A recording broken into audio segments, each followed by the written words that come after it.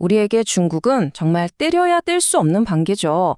가장 가까운 이웃이면서 또 최대 교역국이기도 하고요. 근데 동시에 요즘 들어서는 우리 사회 여기저기서 여러 갈등의 원인이 되고 있단 말이죠.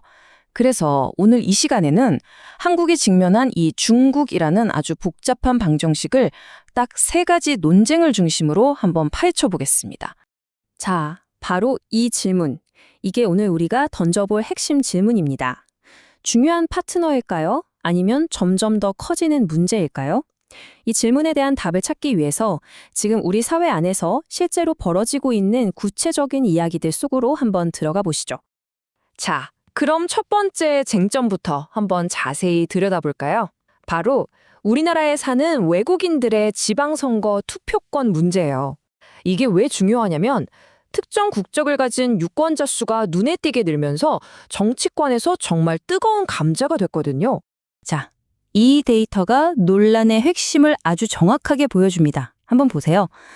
우리나라 외국인 유권자 중에서요, 한국계 중국인, 우리가 보통 조선족이라고 부르는 분들이 64%, 그리고 순수 중국 국적자가 18.5%, 이걸 합치면 와, 무려 80%가 넘는 거예요. 정말 압도적이죠? 바로 이 수치 때문에 정치적인 논쟁에 불이 확 붙어버린 겁니다. 이 문제를 놓고 의견이 정말 팽팽하게 맞서고 있습니다. 먼저 투표권을 제한해야 한다. 이쪽 주장의 핵심은 상호주의예요. 이게 뭐냐면 우리도 저쪽에서 못하는데 왜 우리만 해줘야 하냐 이거죠. 그러니까 우리 국민이 중국에서 투표를 못하니까 한국에 있는 중국인에게도 투표권을 주면 안 된다는 아주 명확한 논리입니다. 그런데 다른 한쪽에서는 아니다. 투표권을 유지해야 한다. 이렇게 주장합니다. 왜냐하면 이런 제한이 자칫하면 혐중 정서만 키우고 사회 통합을 해칠 수 있다는 거죠. 이 우려도 충분히 이해가 갑니다. 근데 논쟁이 여기서 끝나지가 않아요. 이 신문 헤드라인 좀 보세요. 중국인 욕하면 징역형? 좀 자극적이죠? 실제로 특정 국가에 대한 혐오 발언을 처벌하자 이런 법안까지 나오면서 논란이 훨씬 더 커지고 있는 상황입니다. 그러니까 표현의 자유냐 아니면 차별 금지냐 이 두 가치가 정면으로 꽝 하고 부딪히고 있는 거죠. 자, 그럼 이제 정치 얘기에서 경제 얘기로 한번 넘어가 볼까요? 이번에는요, 중국인 관광객을 우리나라로 데려오기 위해서 들어가는 어마어마한 예산, 바로 이 돈에 대한 논란입니다. 딱 한 나라, 중국 관광객을 유치하기 위해서 우리 세금이 얼마나 쓰이고 있을까요? 글쎄요, 그 규모 혹시 짐작이 가시나요? 네, 무려 657.6%. 이게 뭐냐면요.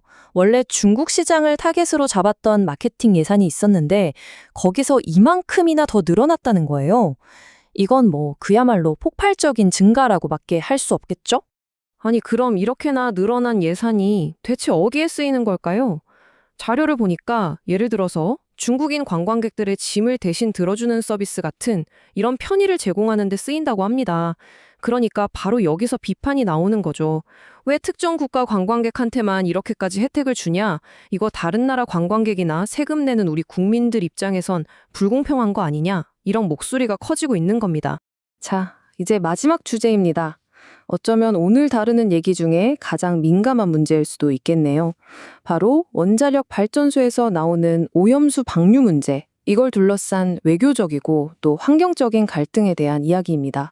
이 오염수 문제가요, 단순히 삼국이랑 일본 아니면 한국이랑 중국 이렇게 둘만의 문제가 절대 아닙니다. 이 헤드라인이 보여주는 것처럼 국제원자력기구 IAEA 총회에서 중국하고 일본이 정면으로 꽝 부딪힐 만큼 아주 복잡하고 큰 국제적인 사안이라는 거죠. 자, 여기서 이 데이터를 정말 주목해서 보셔야 합니다. 먼저 일본 후쿠시마 원전이 앞으로 방류하겠다고 계획한 연간 삼중수소 배출 한도가 22테라베크렐이에요. 그런데 2020년 기준으로 이미 중국 원전에서 실제로 바다로 내보낸 양이 얼마냐면 약 1054테라베크렐입니다. 수치 차이가 어마어마하죠. 참고로 우리나라 원전의 연간 배출량은 한 214테라베크렐 정도 되고요. 이 그래프를 보시면 그 차이가 그냥 한눈에 딱 들어옵니다. 왼쪽이 후쿠시마의 계획량, 오른쪽이 중국의 실제 배출량. 와, 거의 50배 가까이 차이가 나죠. 엄청난 차이입니다. 바로 이 데이터가 우리나라 안에서 이거 이중잣대 아니냐 하는 논란에 불을 지피는 가장 핵심적인 근거가 되고 있습니다. 그러니까 핵심 비판은 바로 이겁니다. 일본이 오염수를 방류하겠다고 했을 땐 그렇게나 강력한 반대 목소리가 터져 나왔는데 왜 정작 우리랑 훨씬 더 가깝고 또 비교도 안 될 만큼 많은 양의 삼중수소를 이미 방출하고 있는 중국 원전 문제에 대해서는 상대적으로 조용하냐는 거죠. 바로 이 지점에서 이중잣대라는 비판이 나오는 겁니다. 자, 지금까지 우리가 투표권 문제, 관광객 유치 문제, 그리고 원전 오염수 문제까지 전혀 달라 보이는 세 가지 사안을 살펴봤잖아요. 이제 이 흩어져 있는 점들을 하나로 쭉 연결해 볼 시간입니다. 네, 이 세 가지 문제는 겉으로 보기엔 각각 국내 정책, 경제 정책, 그리고 환경 안보 이렇게 전혀 다른 영역에 있는 것처럼 보여요. 그쵸? 하지만 그 뿌리를 파고 들어가 보면 결국엔 다 하나로 연결되어 있다는 걸 알 수 있습니다. 맞습니다. 이것들은 그냥 따로따로 떨어진 문제가 아니에요. 이 모든 논란들은요, 결국 대한민국이 중국이라는 이 거대한 이웃과 앞으로 어떤 관계를 맺어갈 것인가, 이걸 정립하기 위해 겪고 있는 일종의 성장통, 그런 증상들이라고 볼 수 있는 거죠. 그래서 마지막으로 여러분께 이 질문을 던지면서 마무리하고 싶습니다. 앞으로 나아가야 할 대한민국, 과연 이 거대한 경제적 기회와 우리의 국가적 정체성, 그리고 주권이라는 가치 사이에서 어떻게 그 현명한 균형점을 찾아낼 수 있을까요? 아마 이게 오늘날 우리 모두에게 주어진 가장 크고 어려운 숙제가 아닐까 싶습니다.